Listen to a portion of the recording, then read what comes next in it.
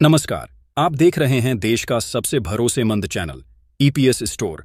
आज हम आपके लिए लेकर आए हैं वो खबरें जो सीधे तौर पर आपकी जेब और आपके भविष्य से जुड़ी हैं। ये खबरें देश के उन करोड़ों वरिष्ठ नागरिकों के लिए उम्मीद की एक नई किरण लेकर आई हैं जो दशकों से अपने हक की लड़ाई लड़ रहे हैं। और साथ ही हम बात करेंगे राज्य कर्मचारियों के लिए एक ऐसी घोषणा की जो पेंशन प्रणाली की पूरी तस्वीर बदल सकती है।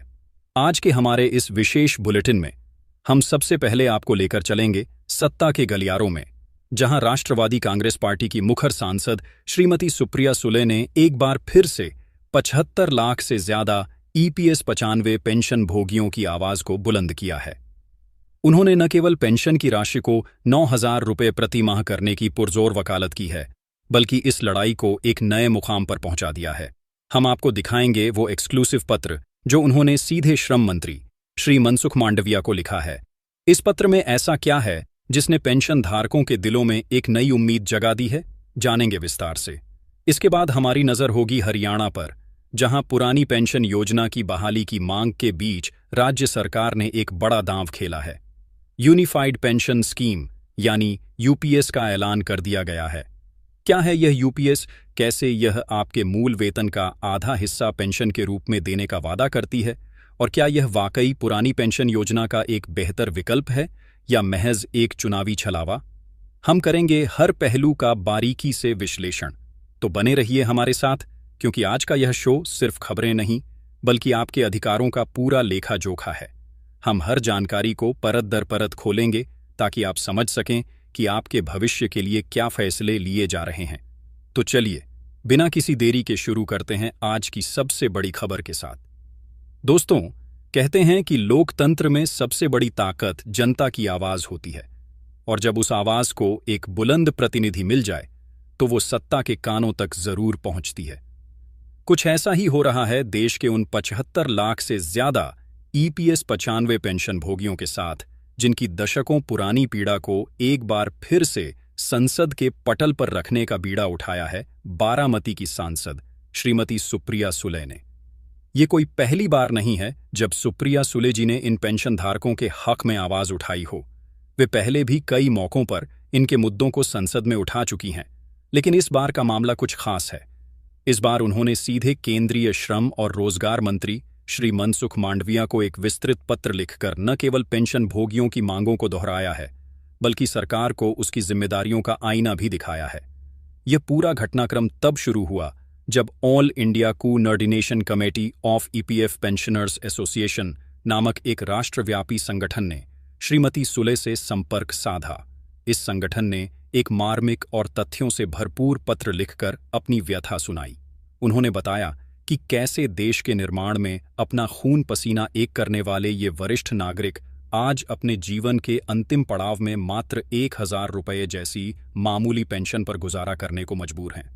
सोचिए, आज के महंगाई के जमाने में 1,000 रुपये की कीमत क्या है? यह राशि तो एक परिवार की महीने भर की दवाइयों के खर्च के लिए भी नाकाफी है। एसोसिएशन ने अपने पत्र में कई चौंकाने वाले तथ्य सामने रखे। उन्होंने बताया कि ईपीएस 95 के कॉर्पस फंड पर वित्तीय वर्ष 2022-23 में जो ब्याज अर्जित हुआ था, उसका महज 28% हिस्सा ही पेंशन के रूप में वितरित किया गया। अगर अर्जित किए गए पूरे ब्याज का इस्तेमाल पेंशन देने के लिए किया जाता तो हर पेंशन भोगी को प्रतिमाह औसतन 5,731 रुपये मिल सकते थे। ये आंकड़ा अपने आप में यह बताने के लिए काफी है कि फंड में पैसे की कमी नहीं बल्कि नीति और नियत का अभाव है।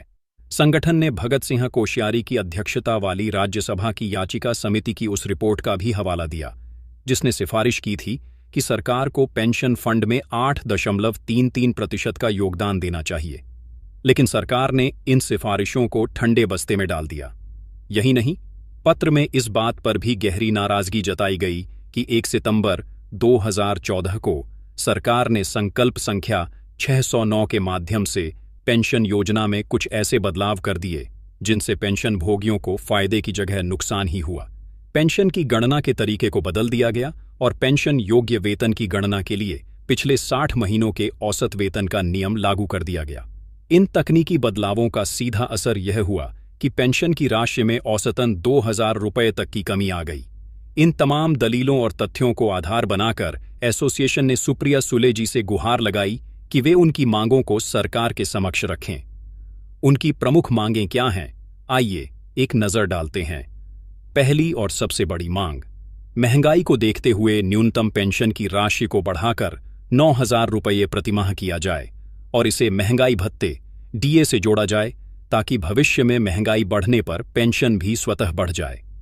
दूसरी मांग, पेंशन भोगियों को आवश्यक वस्तुएं रियायती दरों पर उपलब्ध कराई जाए, जैसा कि अन्य सरकारी पेंशन भोगियों को मिलता है।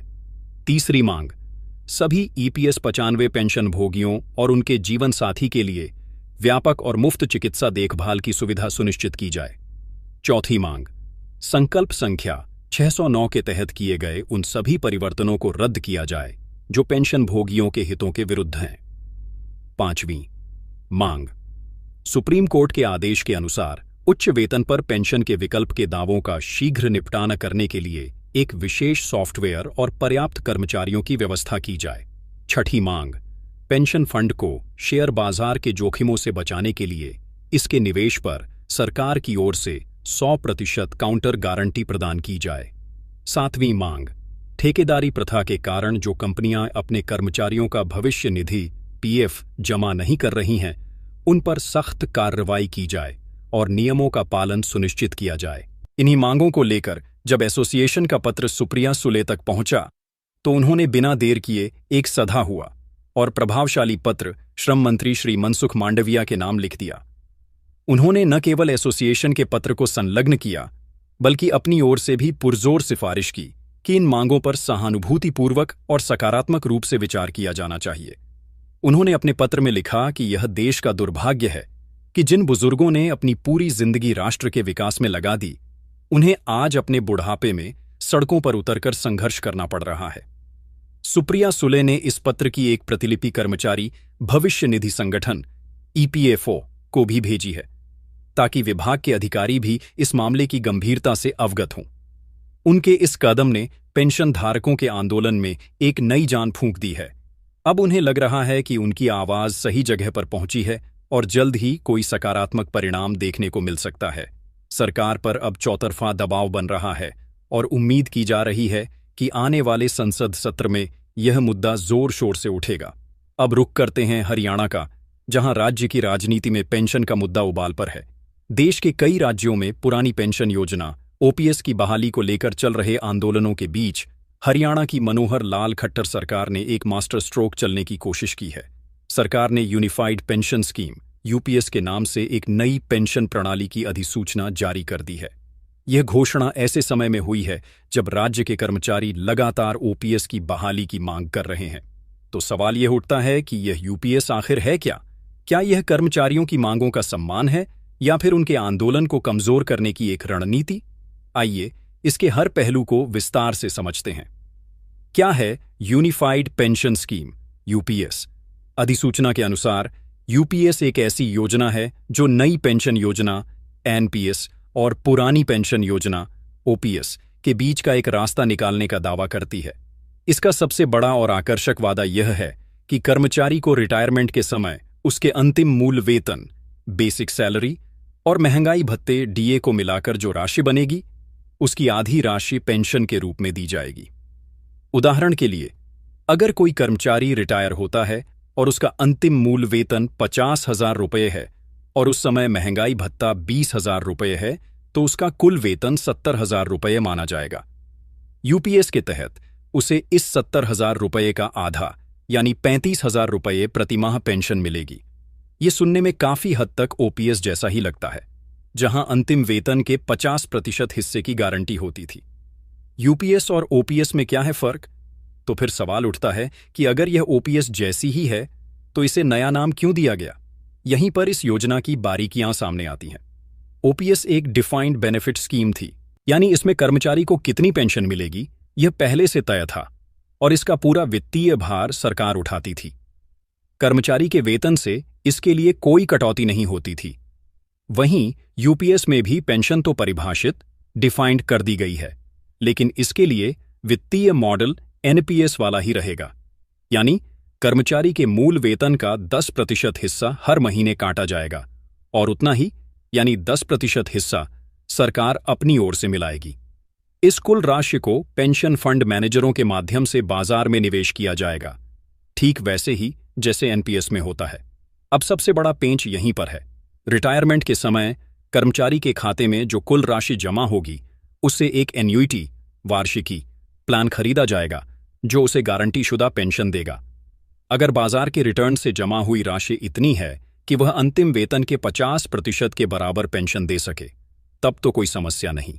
लेकिन अगर बाजार के प्रदर्शन के कारण जमा हुई राशि कम रह जाती है तो उस कमी को पूरा करने की जिम्मेदारी सरकार ने अपने ऊपर ली है। यानी अगर एन्युइटी से 35,000 की जगह केवल 25,000 रुपये की ही पेंशन बन रही है तो बाकी के 10,000 रुपये सरकार अपनी जेब से देगी। कर्मचारी संगठन क्यों कर रहे हैं विरोध? सरकार इसे एक क्रांतिकारी कदम बता रही है, लेकिन राज्य के कर्मचारी संगठन इससे खुश नहीं है। उनका कहना है कि यह ओपीएस का मुखौटा पहने हुए एनपीएस ही है। उनकी मुख्य आपत्तियां क्या हैं, आइए जानते हैं। पहला, वे वेतन से किसी भी तरह की कटौती का विरोध कर रहे हैं। उनका तर्क है कि जब ओपीएस में कोई कटौती नहीं होती थी तो अब क्यों हो। दूसरा, वे बाजार के जोखिमों को लेकर आशंकित हैं।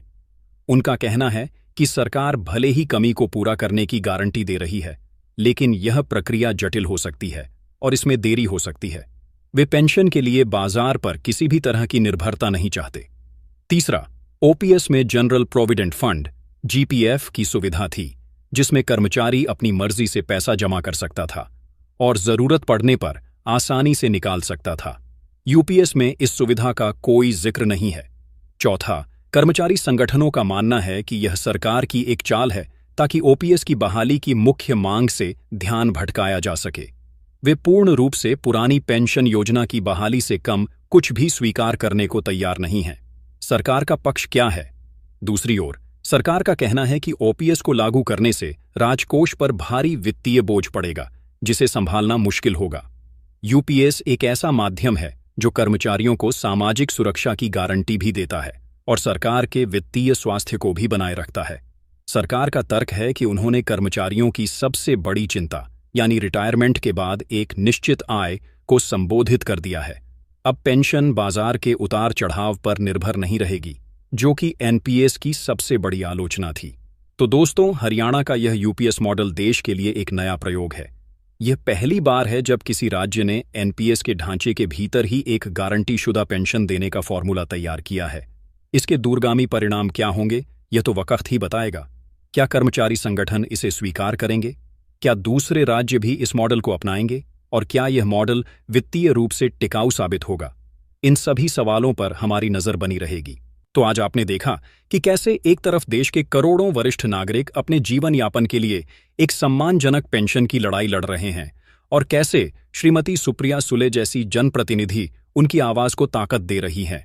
वहीं दूसरी तरफ हरियाणा में पेंशन को लेकर एक नया अध्याय लिखने की कोशिश की जा रही है, जिसके अपने पक्ष और विपक्ष हैं। ईपीएस स्टोर का मानना है कि पेंशन कोई भीख नहीं, बल्कि हर कर्मचारी का अधिकार है। यह उस सेवा और समर्पण का सम्मान है जो उसने अपने देश और समाज को दिया है। चाहे वो ईपीएस 95 के पेंशनभोगी हों या राज्य सरकार के कर्मचारी, उनकी चिंताओं को गंभीरता से सुना जाना चाहिए और उनका एक स्थायी और सम्मानजनक समाधान निकाला जाना चाहिए। हम उम्मीद करते हैं कि सरकारें इन मुद्दों पर केवल राजनीति नहीं करेंगी, बल्कि सच्ची नीयत के साथ काम करेंगी।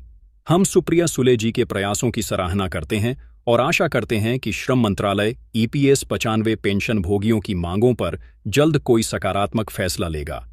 साथ ही हम हरियाणा के घटनाक्रम पर भी अपनी पैनी नजर बनाए रखेंगे और हर अपडेट आप तक पहुंचाते रहेंगे। आज के इस विशेष कार्यक्रम में इतना ही। हमें अपनी राय और सुझाव भेजना न भूलें। देश और दुनिया की तमाम बड़ी खबरों के लिए देखते रहिए ईपीएस स्टोर। मुझे दीजिए इजाजत।